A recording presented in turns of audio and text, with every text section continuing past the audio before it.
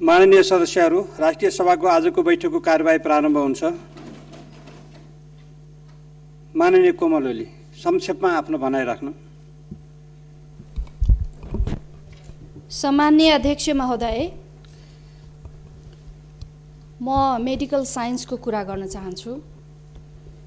कुनै पनि व्यक्तिलाई चिनी रोग भयो भने र त्यसलाई समयमै नियन्त्रण गरिएन भने त्यसका कारणले धेरै रोगहरू उत्पन्न हुन्छन् र धेरै रोगहरू जन्मन्छन्।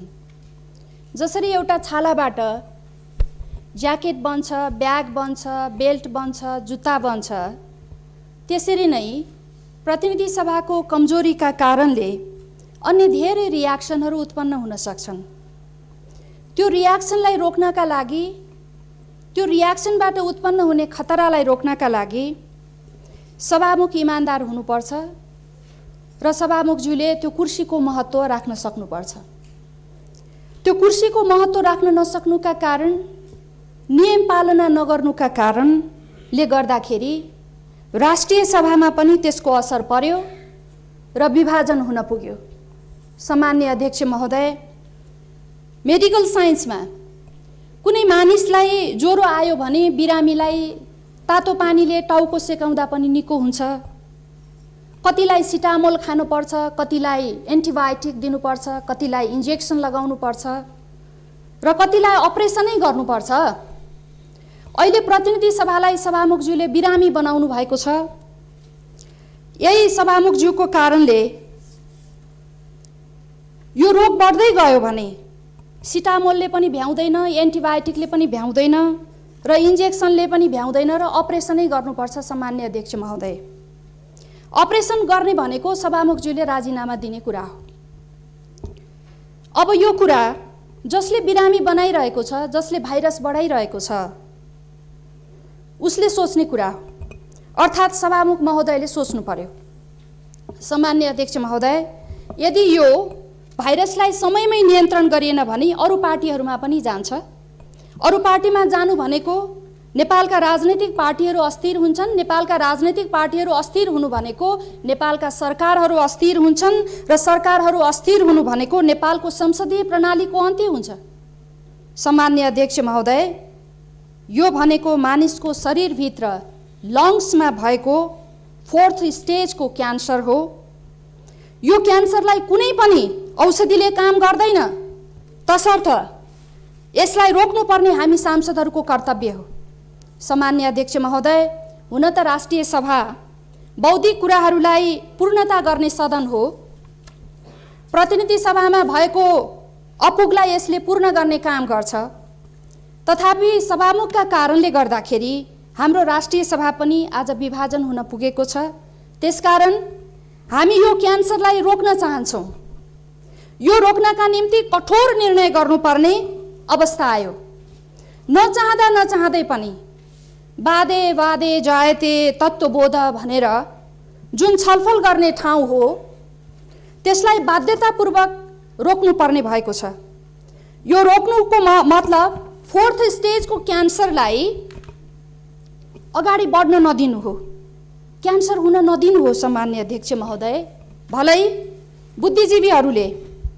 बुद्धिजीवीहरूको सोचाइमा राष्ट्रिय सभा किन बन्द गर्ने भन्ने छ, तर प्रतिनिधि सभा र राष्ट्रिय सभा एक अर्काका पूरक हुन्।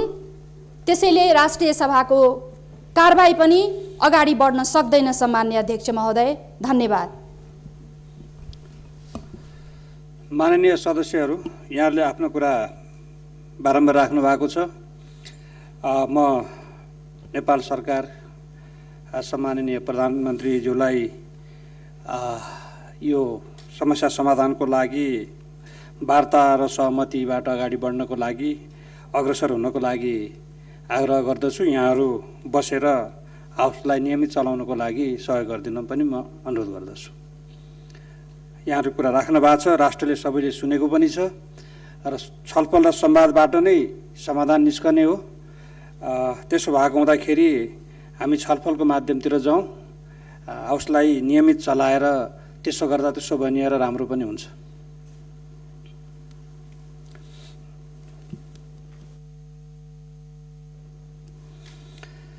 माननीय सदस्यहरू, आजको कार्यसूचीको क्रम संख्या 2 र 3 मा समावेश गरिएका विषयहरू कार्यसूचीबाट हटाइएको बेहोरा जानकारी गराउँदछु। माननीय सदस्यहरू, अब म राष्ट्रपतिको कार्यालयबाट प्राप्त मन्त्री परिषदको गठन सम्बन्धी पत्रको बेहोरा पढेर सुनाउँछु।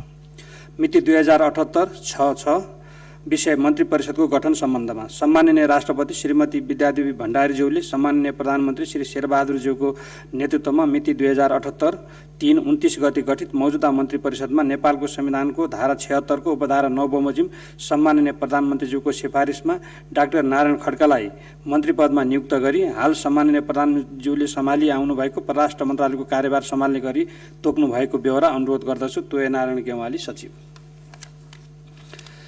माननीय सदस्यहरू, अब प्रतिनिधि सभाबाट सन्देशसहित प्राप्त विनियोजन विधेयक 2078 मा उल्लेखित शीर्षकहरूमाथि सामूहिकृत रूपमा छलफल प्रारम्भ हुन्छ।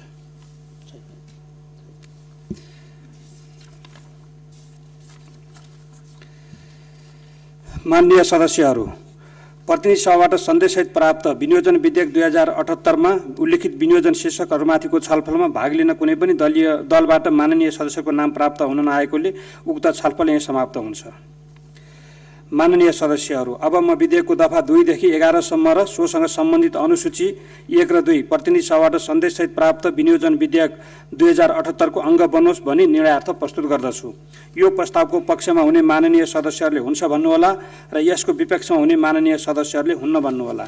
यो प्रस्तावको पक्षमा हुने माननीय सदस्यहरूले हुन्छ भन्नुहोस्। यो प्रस्तावको विपक्षमा हुने माननीय सदस्यहरूले हुन्न भन्नुहोस्।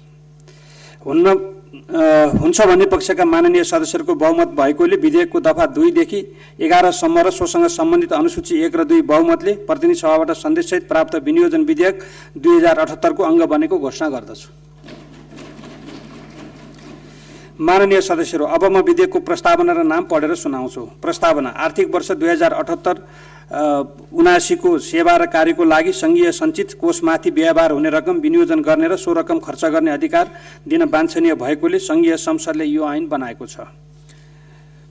संक्षिप्त नाम र प्रारम्भ: 1. यस ऐनको नाम विनियोजन ऐन 2078 रहेको छ। 2. यो ऐन सम्वत 2078 साल भदौ 31 गतेदेखि प्रारम्भ हुनेछ। माननीय सदस्यहरू, अब म विधेयकको प्रस्तावना र नाम प्रतिनिधि सभाबाट सन्देशसहित प्राप्त विनियोजन विधेयक 2078 को अङ्ग बनोस् भनी निर्णयार्थ प्रस्तुत गर्दछु। यो प्रस्तावको पक्षमा हुने माननीय सदस्यहरूले हुन्छ भन्नुहोला र यसको विपक्षमा हुने माननीय सदस्यहरूले हुन्न भन्नुहोला।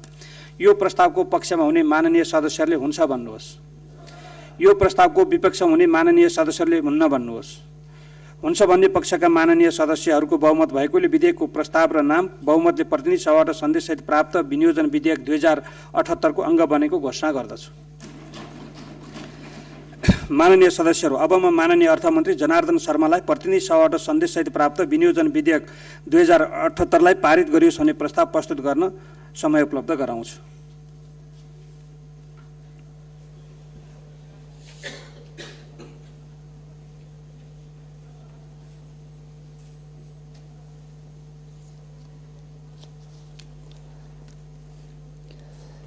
सम्माननीय अध्यक्ष महोदयको अनुमतिले प्रतिनिधि सभाबाट सन्देशसहित प्राप्त विनियोजन विधेयक 2078 लाई पारित गरियोस् भन्ने प्रस्ताव सभा समक्ष पेश गर्दछु। धन्यवाद। माननीय सदस्यहरू, अब यो प्रस्तावलाई निर्णयार्थ प्रस्तुत गर्दछु। माननीय सदस्यहरू, प्रतिनिधि सभाबाट सन्देशसहित प्राप्त विनियोजन विधेयक 2078 लाई पारित गरियोस् भन्ने प्रस्तावको पक्षमा हुने माननीय सदस्यहरूले हुन्छ भन्नुहोला र यसको विपक्षमा हुने माननीय सदस्यहरूले हुन्न भन्नुहोला। यो प्रस्तावको पक्षमा हुने माननीय सदस्यहरूले हुन्छ भन्नुहोस्। यो प्रस्तावको विपक्षमा हुने माननीय सदस्यहरूले हुन्न भन्नुहोस्। हुन्छ भन्ने पक्षका माननीय सदस्यहरूको बहुमत भएकोले प्रतिनिधि सभाबाट सन्देशसहित प्राप्त विनियोजन विधेयक 2078 लाई पारित गरियोस् भन्ने प्रस्ताव बहुमतले पारित भएको घोषणा गर्दछु। माननीय सदस्यहरू, अब अर्को बैठक मिति 2078 साल असोज 8 गते शुक्रबार बिहान 11 बजे बस्ने गरी यो बैठक स्थगित हुन्छ।